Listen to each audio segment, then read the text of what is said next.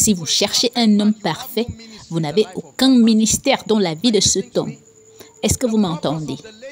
Le but de la femme est de compléter l'homme pour pallier à son insuffisance. Donc, si tu cherches un homme qui est déjà parfait, tu n'as pas de ministère dans la vie de cet homme. Louez le Seigneur. Est-ce que vous êtes bénis? Ok, les dames, quelles sont les qualités que vous recherchez chez un homme? Et les hommes, voici les qualités avec lesquelles vous devez vous construire. Numéro 1, l'honnêteté et la sincérité. La première qualité, l'honnêteté et la sincérité. Tout homme qui entre dans votre vie, qui n'est pas honnête et sincère, faites vos valises et allez-vous-en. Ne priez pas pour cela, je vous donne déjà la réponse. Fuyez l'honnêteté et la sincérité. Le frère doit être honnête, il doit être sincère. Que vous pouvez être dans un sous-quartier et vous recevez un coup de fil, votre femme ou votre ami vous appelle et vous dites « Ah, je viens juste d'arriver dans Lagos, je suis même fatiguée. » Et elle vous dit « Es-tu sérieux ?» Vous lui dites « Je te rappellerai plus tard. » Et elle dit « Ok, je comprends. » Ou pendant que vous êtes en compagnie de votre ami, vous décrochez votre téléphone et vous répondez juste pour montrer que vous recevez des coups de fil de l'étranger. Vous lui dites que c'est un membre de votre famille qui vous appelle depuis la Grande-Bretagne. Un manque de sincérité. Ou alors, vous appelez la fille. Pendant que la fille est là, vous prenez le téléphone, vous vous adressez à quelqu'un. Est-ce que l'argent est arrivé? Dépêchez-vous, envoyez-moi de l'argent. Dépêchez-vous de m'envoyer de l'argent. J'ai une fille ici à qui je voudrais acheter des choses. Envoyez-moi l'argent, ne me perdez pas le temps. Mes sœurs, les frères ne font-ils pas cela? Les frères, ne vous sentez pas mal. Vous savez que je finis toujours par équilibrer l'équation. Alléluia. Un frère malhonnête produira un mari malhonnête, un père malhonnête, un chef de famille malhonnête et vous tuera. Est-ce que vous m'écoutez? Ne tolérez pas la malhonnêteté. Il est préférable que le frère vous dise « Moi, j'ai espoir en Dieu. Dieu ne m'a pas encore aidé. Cette chaussure que tu vois est la seule que j'ai. Ce pantalon que tu vois est le seul que je possède. Cette chemise est la seule que j'ai. Mais j'ai en moi l'esprit de foi. Et tu me vois prier à Koinonia chaque jour, transpirant devant toi. Tu vois comment nous nous battons. Un jour, Dieu ouvrira une porte. Beaucoup parmi vous, mesdames, vous aimez les gars qui vous mentent. Vous avez les oreilles qui démangent et vous aimez cela. Le gars vient juste vers vous et il rit et il dit « Allô, bonjour, comment tu vas ?» Et ce n'est pas ainsi qu'il parle, c'est juste parce que vous êtes arrivé. Et le gars arrive et il se vante et il vous aime et il vous dit « Oh, ma chérie, laisse-moi prendre ce coup de fil. Je dois être à l'aéroport demain matin. Que penses-tu faire demain? Je prendrai le premier vol. Je dois rentrer. Il y a quelque chose. Mon père a envoyé une cargaison. » Et imagine, ces garçons, ils prennent mon humilité pour acquis. Et la fille fond « Hey, tu sais très bien que c'est un mensonge. Tes colocataires regardent de leurs fenêtres. Tu sais que c'est un mensonge et tu aimes bien cela. Tu rentres chargé de mensonges et tu dis à ta colocataire, tu lui racontes cela comme si tu ne le crois pas. Tu dis cela juste pour améliorer ta réputation. Tu prétends ne pas aimer cela, mais pourquoi en parles-tu à tout le monde? Tu dis, imagine, ce gars est venu me voir et il parlait de voyager à l'aéroport. Imagine, il veut jouer avec moi. Et tu prétends ne pas aimer ce qu'il disait. L'honnêteté. Numéro 2, le gars doit être enseignable. Les filles, dites enseignable. Et tout frère qui n'est pas enseignable va vous noyer. Vous le suivrez, vous entrerez dans un océan de problèmes et il va vous noyer. Et frère, c'est là que nous devons être très prudents. Parce que voyez-vous, nous les hommes sommes égoïstes par nature. Est-ce que vous me suivez maintenant? C'est très difficile. Il y a certains frères ici. Dieu doit vous aider ce soir. La délivrance a commencé. Dans votre culture, les femmes ne parlent pas aux hommes. Est-ce vrai? Certains d'entre vous sont issus des familles royales et vous amenez votre village partout, même dans votre relation. Donc, vous êtes avec la femme et elle vous dit, chérie, est-ce que tu as essayé de réfléchir à ce sujet? Et vous lui dites que ce soit la dernière fois que tu me parles. Même la Bible dit que la femme devrait se soumettre. Soumettre signifie vous devez vous taire. Et la fille vous dit, nous sommes en train d'être brûlés par le feu, chérie. Et vous lui dites, il n'y a pas de feu ici. Où est-ce que tu as vu le feu?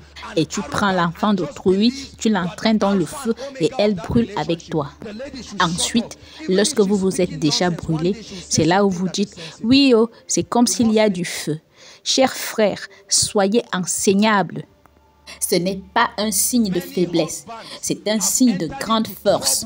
Ces dames peuvent avoir l'air de ne rien savoir, mais je vais vous dire quelque chose. Si vous êtes humble et que vous écoutez, vous apprendrez beaucoup de choses.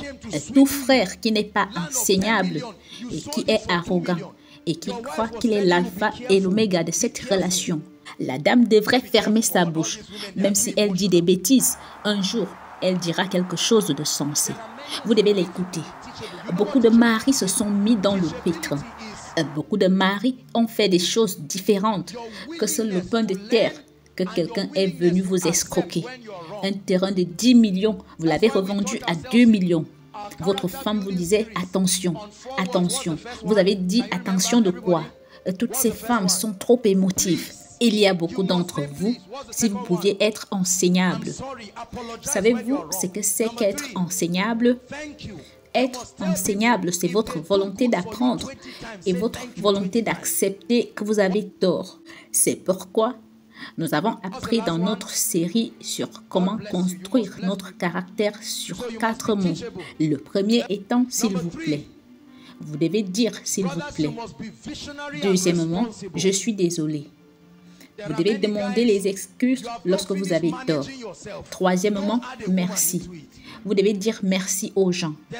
S'ils vous ont fait du bien 20 fois, dites merci 20 fois. Et enfin, que Dieu vous bénisse. Vous devez bénir les gens. Vous devez être enseignable. Troisièmement, frère, vous devez être visionnaire et responsable. Il y a beaucoup de gars. Vous n'avez pas fini de vous gérer vous-même, n'y ajoutez pas une femme. Il y a beaucoup de gars, vous ne vous êtes pas géré. Vous n'avez pas d'autogestion. Vous êtes négligent. Vous n'êtes pas discipliné. Maintenant, vous voulez amener la femme dans ça et l'ajouter à votre vie difficile. Vous devez être visionnaire. Quand vous tenez une femme et que vous lui dites « nous sortons », où est-ce que vous allez? Je donne toujours cet exemple. Combien d'entre vous ont pris une moto et vous demandez au conducteur de la moto « connaissez-vous cet endroit ?» Avant même que vous n'ayez fini la question, il vous dit « oui ». Plus tard, il commence à vous conduire n'importe où et vous lui dites « monsieur, ce n'est pas la bonne route ». Ensuite, il vous dit « oh, désolé ». Et puis, il fait demi-tour. Et puis, il revient et passe juste et se dirige vers la mauvaise route. Quand vous lui dites « monsieur, stop, arrêtez-vous, connaissez-vous l'endroit ?» Il vous dit « mais je pensais que vous connaissez l'endroit ». C'est ainsi que sont beaucoup de gares. Vous garez la moto, vous dites à la femme « monte ». Elle vous demande « connaissez-vous la direction ?» Vous lui dites « monte, c'est moi ». Une fois qu'elle monte, dès le premier jour, vous roulez juste à grande vitesse. La femme vous demande « qu'est-ce que nous faisons ?» Vous lui dites « nous y arriverons, sois patiente ». Au bout de 10 ans, vous n'avez pas défini où vous allez. Ne sortez jamais avec un mec dont vous ne savez pas où il vous amène. Vous ferez mieux de savoir où vous allez. Ne vous conduisez pas comme un mouton vers l'abattoir. Alléluia. Alléluia. Très important. Il doit être responsable psychologiquement. Un homme qui pleure tout le temps comme un bébé n'a pas besoin de relation. Il a besoin d'aide et de croissance. Quelqu'un vient et lui dit « Kai, tes cheveux sont trop touffus ». Et il se met à pleurer. Et la femme lui dit « viens ». Les choses se passent souvent comme ça. Et ensuite, il dit « pourquoi tout le monde me traite ainsi ?» Vous mettez la femme dans l'embarras. La fille ne dit rien et les gens lui demandent « la sœur, N'y avait-il pas d'autres hommes? C'est quel genre d'homme que tu allais porter comme ça? Vous allez à un programme, on vous dit désolé, il y a un problème de chaise, restez debout pour un moment. Le gars est déjà en train de pleurer. La femme se lève pour le prendre et le consoler. Tu n'es pas prêt pour une relation, mon frère. S'il te plaît, concentre-toi sur tes finances ou quelque chose d'autre, ta vie spirituelle. Parce que, laissez-moi vous dire quelque chose. Il y a des pressions que vous allez absorber dans votre vie. Alléluia. En tant que leader, vous ne laissez pas les gens voir vos larmes n'importe comment. Cela tuera leurs esprits. Alléluia. Chaque femme voudrait autour d'elle un homme qui peut la protéger. Quelqu'un m'a raconté une histoire de vol quelque part. Ouvre cette porte maintenant. Bang, bang, bang. L'homme faisait semblant de dormir.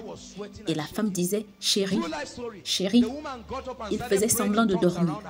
Elle lui dit, tu dois te réveiller. Est-ce que tu entends ce qui se passe? Il dit, j'entends. Le gars transpirait et tremblait. La femme s'est levée et a commencé à prier en langue dans la maison. Et les voleurs criaient, si tu nous laisses ouvrir cette porte par nous-mêmes, et ceci, cela. Savez-vous que, finalement, lorsque les voleurs sont partis, la femme est rentrée dans la chambre. Elle a trouvé que l'homme était mort. Qu'est-ce qui l'a tué? La peur. Beaucoup d'entre vous, vous aimez les femmes, mais vous êtes très craintifs. Vous n'avez pas de courage. Vous n'êtes pas équilibré émotionnellement. Et s'il vous plaît, ne pensez pas à vous engager dans une relation où vous pleurerez tout le temps.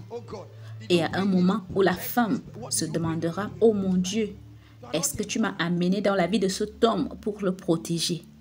Vous n'êtes pas un homme.